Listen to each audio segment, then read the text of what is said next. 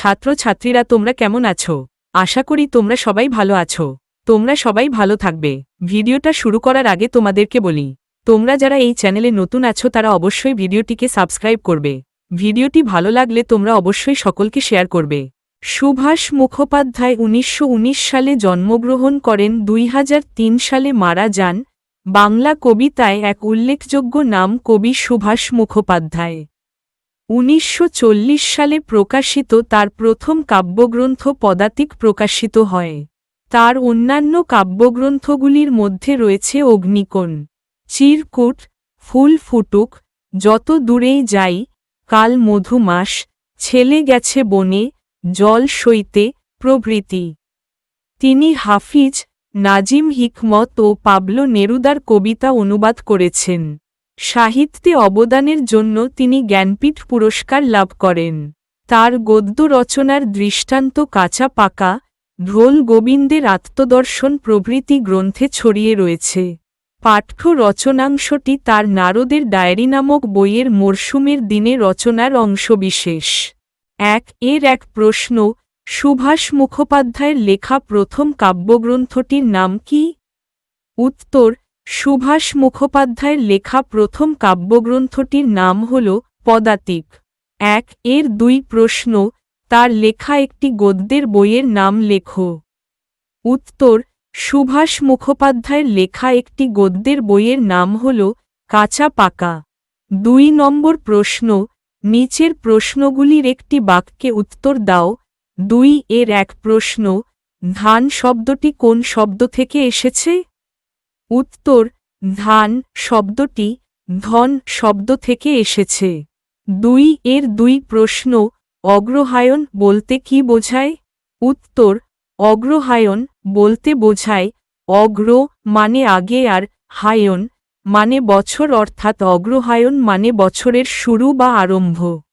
2 এর 3 প্রশ্ন, এদেশের সমস্ত পালা পার্বণ, আনন্দ উৎসব এসবের মূলে কি রয়েছে?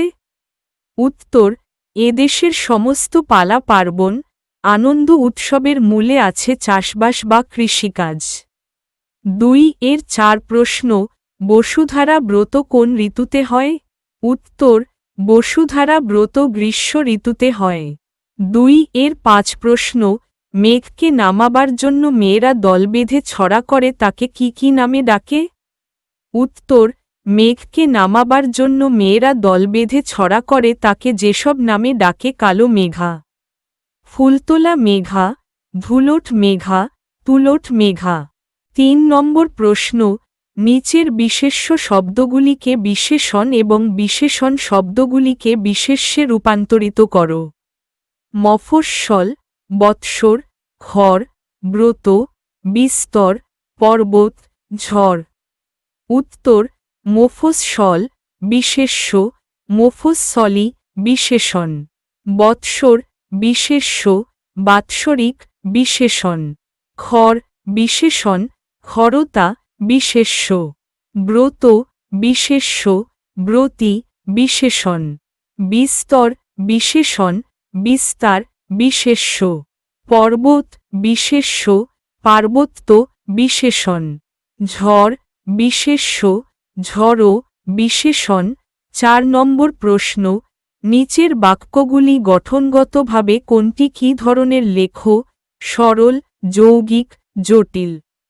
4 এর এক প্রশ্ন, গ্রামের যাত্রীরা নেমে নেমে যাবে মাঝরাস্তায়। উত্তর, সরল বাক্য। 4 এর 2 প্রশ্ন, যেখানে ঘাসের চিহ্ন দেখা যাচ্ছিল না, হঠাৎ চোখে পড়বে সেখানে যেন কে সবুজ জাজিম পেতে রেখেছে। উত্তর, জটিল বাক্য। 4 এর 3 প্রশ্ন, আয় বৃষ্টি ঝেপে, ধান দেব মেপে। উত্তর, যৌগিক বাক্য।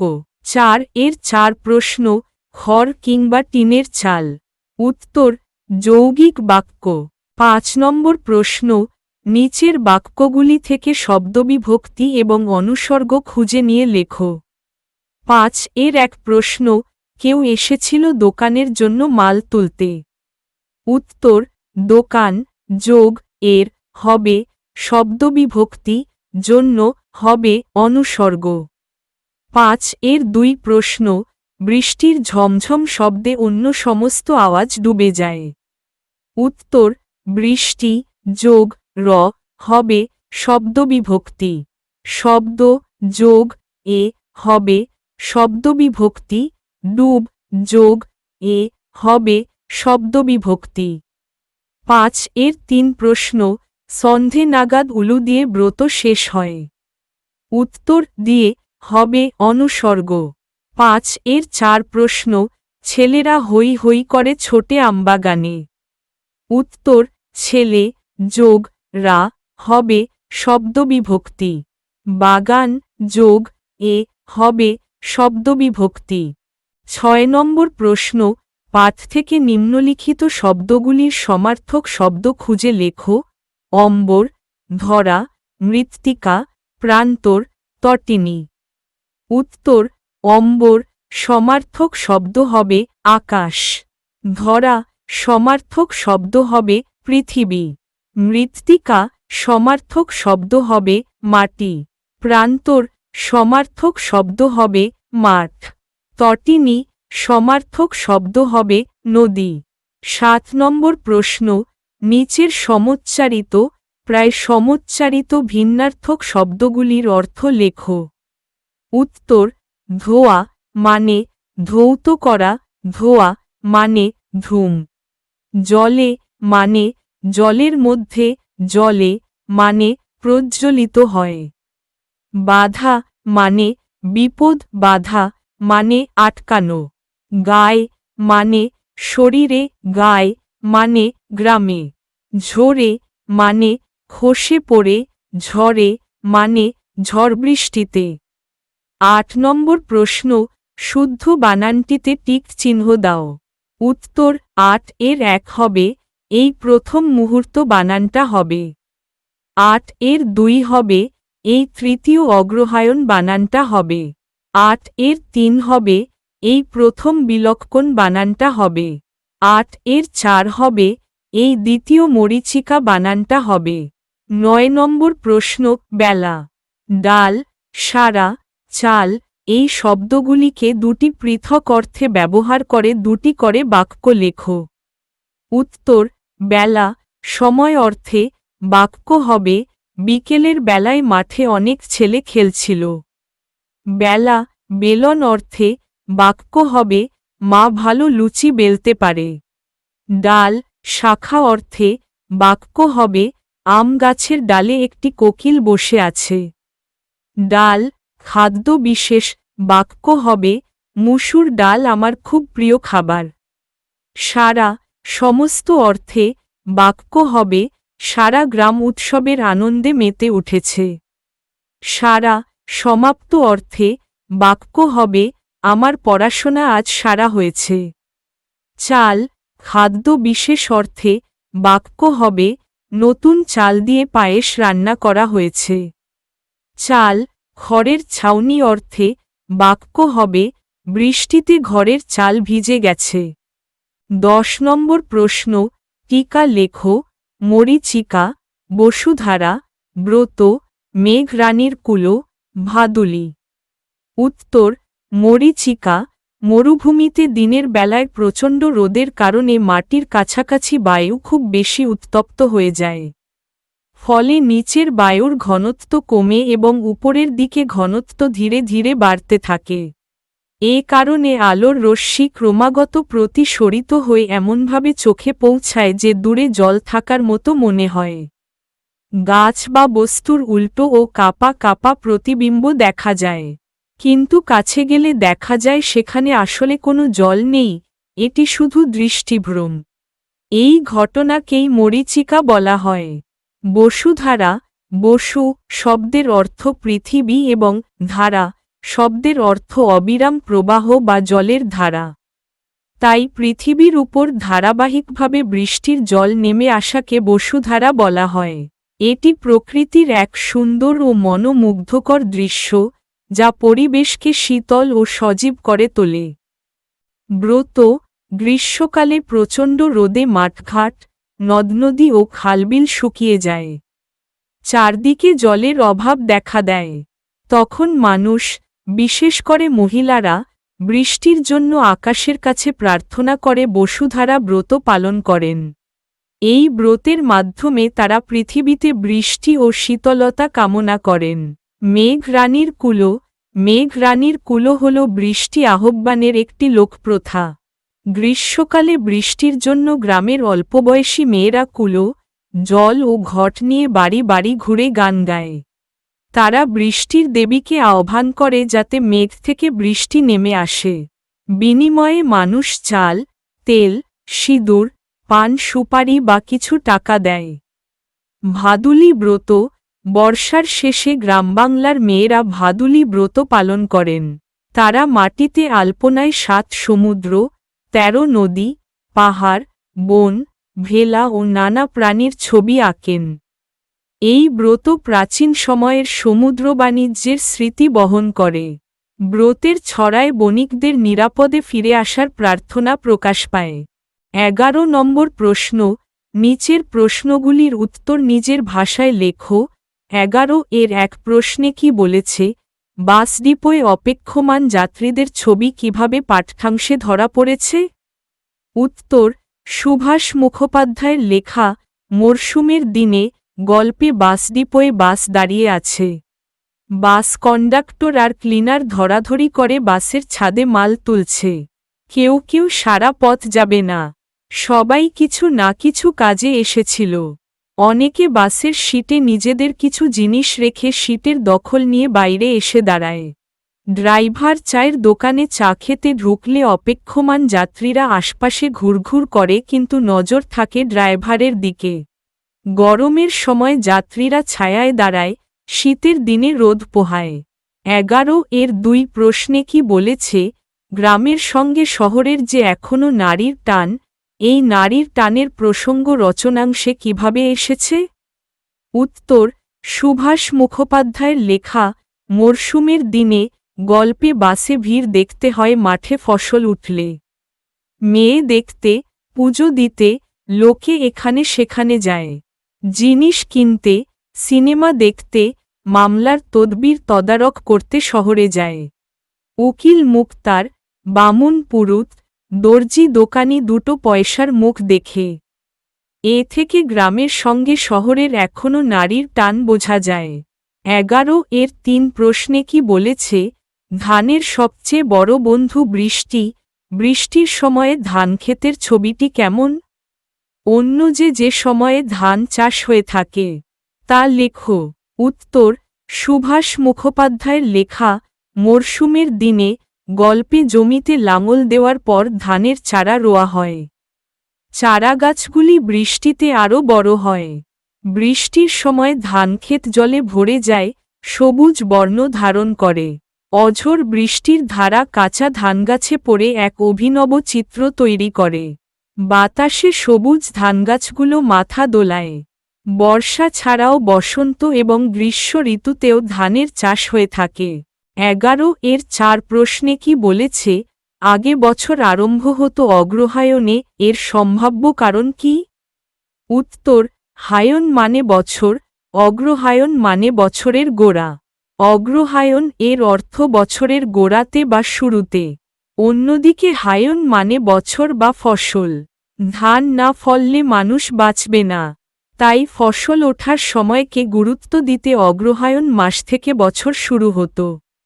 ১১ এর ৫ প্রশ্নে কি বলেছে? এদেশের যত পালা পার্বণ, উৎসব আনন্দ, সব কিছুরই মূলে রয়েছে চাষবাস। বাংলার উৎসব খাদ্য সংস্কৃতির সঙ্গে চাষবাস কতটা জড়িত বলে তুমি মনে করো? উত্তর, আমাদের দেশ কৃষি প্রধান দেশ। চাষবাস ছাড়া বাঙালির খাওয়া দাওয়া এবং উৎসব সম্পূর্ণ হয় না। বাংলার উৎসব, খাদ্য, সংস্কৃতির সঙ্গে চাষবাস অনেকটাই যুক্ত। ভাত বাঙালির প্রধান খাদ্য।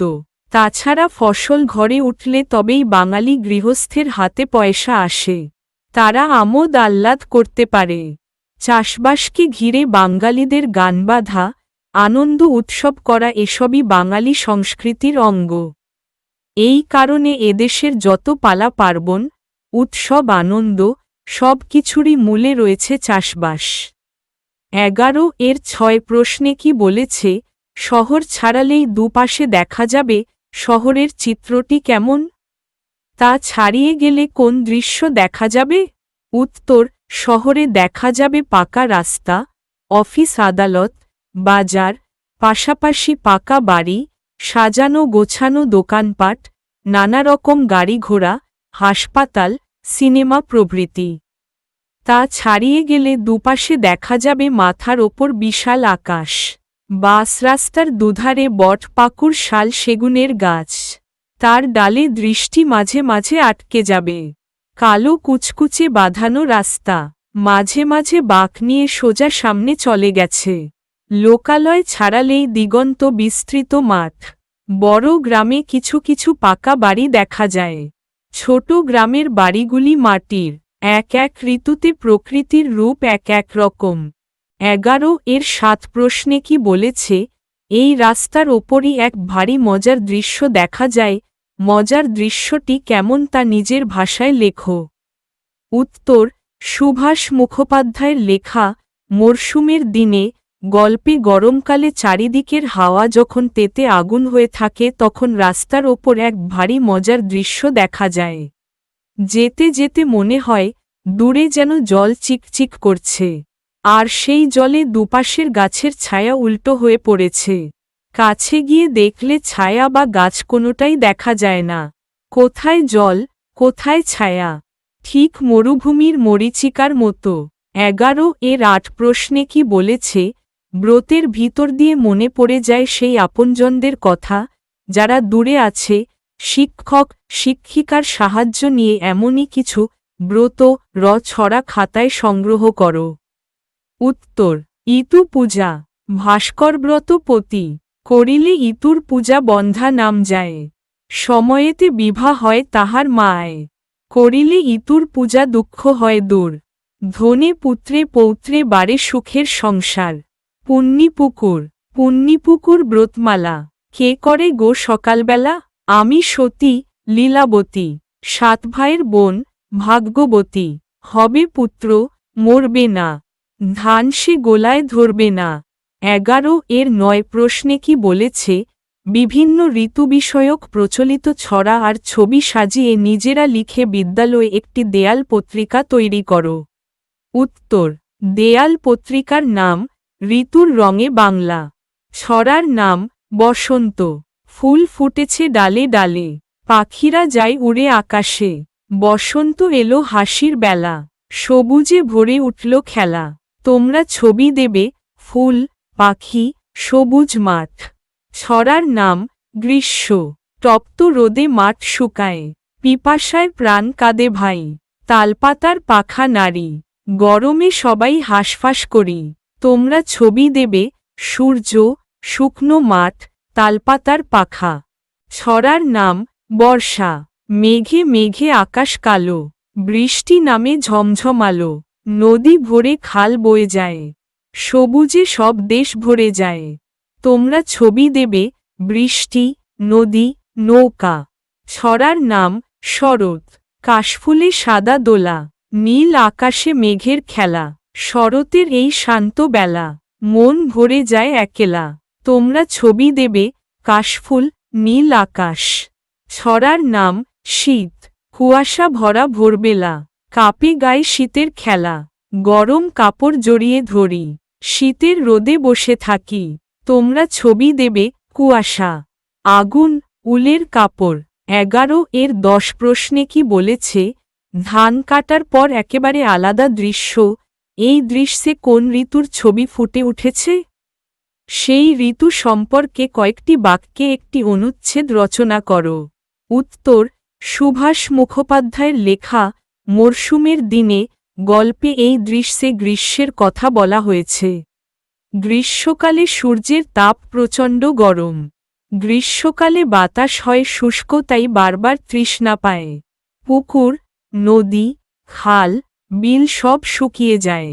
কখনো কখনো কালবৈশাখী ঝড় উঠে এবং বৃষ্টিপাত হয়। সবুজ গাছপালা শুকিয়ে আসে, জলের জন্য হাহাকার পড়ে যায়। এই সময় গরমের প্রকোপে চারিদিকে অশান্তি সৃষ্টি হয়। এই সময় আম, কাঁঠাল, জাম, তরমুজ, লিচু প্রভৃতি মিষ্টি ফল পাওয়া যায়। তাছাড়া গ্রীষ্মকালে বিভিন্ন সুগন্ধি ফুল যেমন বেল, জুঁই, চাঁপা, গন্ধরাজ প্রভৃতি ফুটে। গ্রীষ্মের সুমিষ্ট ফলমূল, নববর্ষ উৎসব, জামাই ষষ্ঠী ইত্যাদি আমাদের জীবনে আনন্দ সঞ্চার করে।